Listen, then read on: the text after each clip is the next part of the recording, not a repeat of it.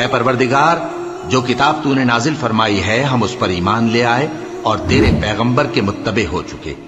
تو ہم کو ماننے والوں میں لکھ رکھ، اور وہ یعنی یہود قتل عیسیٰ کے بارے میں ایک چال چلے، اور اللہ نے بھی عیسیٰ کو بچانے کے لیے تدبیر کی، اور اللہ بہترین تدبیر کرنے والا ہے۔ اس وقت اللہ نے فرمایا کہ عیسیٰ، میں تمہاری دنیا میں رہنے کی مدت پوری کر کے تم کو اپنی طرف اٹھا لوں گا اور تمہیں کافروں کی صحبت سے پاک کر دوں گا، اور جو لوگ تمہاری پیروی کریں گے ان کو کافروں پر قیامت تک فائق و غالب رکھوں گا۔ پھر تم سب میرے پاس لوٹ کر آؤ گے تو جن باتوں میں تم اختلاف کرتے رہے اس دن تم میں ان کا فیصلہ کر دوں گا۔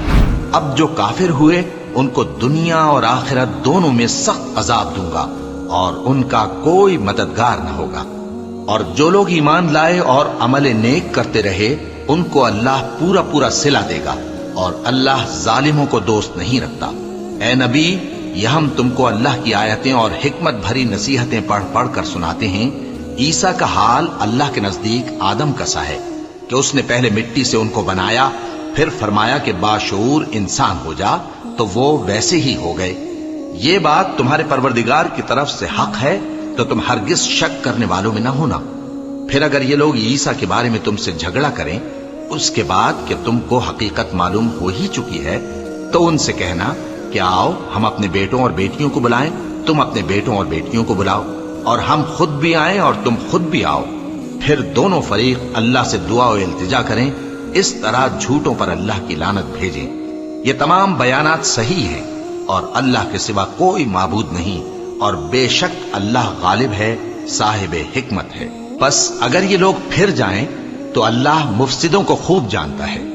کہہ دو کہ اے اہل کتاب، جو بات ہمارے اور تمہارے دونوں کے درمیان یکساں تسلیم کی گئی ہے اس کی طرف آؤ، وہ یہ کہ اللہ کے سوا ہم کسی کی عبادت نہ کریں اور اس کے ساتھ کسی چیز کو شریک نہ بنائیں، اور ہم میں کوئی کسی کو اللہ کے سوا اپنا کارساز نہ سمجھے۔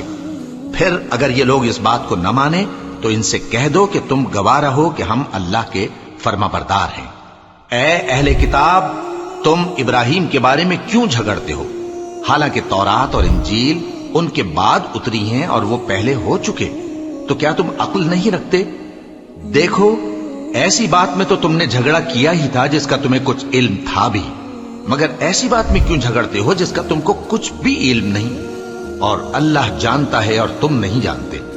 ابراہیم نہ تو یہودی تھے اور نہ عیسائی، بلکہ سب سے بے تعلق ہو کر ایک اللہ کے ہو رہے تھے، اور اسی کے فرما بردار تھے اور مشرکوں میں نہ تھے۔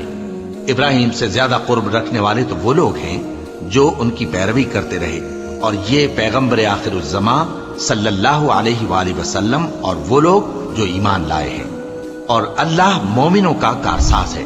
اے اہل اسلام، بعض اہل کتاب اس بات کی خواہش رکھتے ہیں کہ کسی طرح تم کو گمراہ کر دیں، حالانکہ یہ تم کو کیا گمراہ کریں گے، اپنے آپ کو ہی گمراہ کر رہے ہیں اور نہیں جانتے۔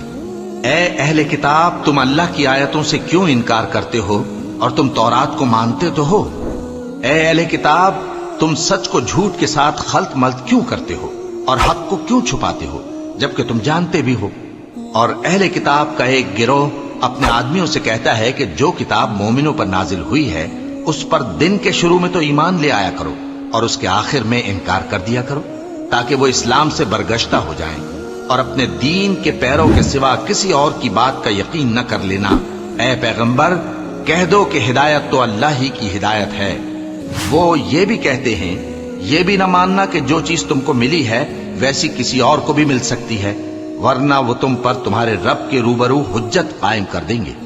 اے پیغمبر، کہہ دو کہ بزرگی اللہ ہی کے ہاتھ میں ہے، وہ جسے چاہتا ہے دیتا ہے، اور اللہ کشائش والا ہے، علم والا ہے، وہ اپنی رحمت سے جس کو چاہتا ہے خاص کر لیتا ہے، اور اللہ بڑے فضل کا مالک ہے۔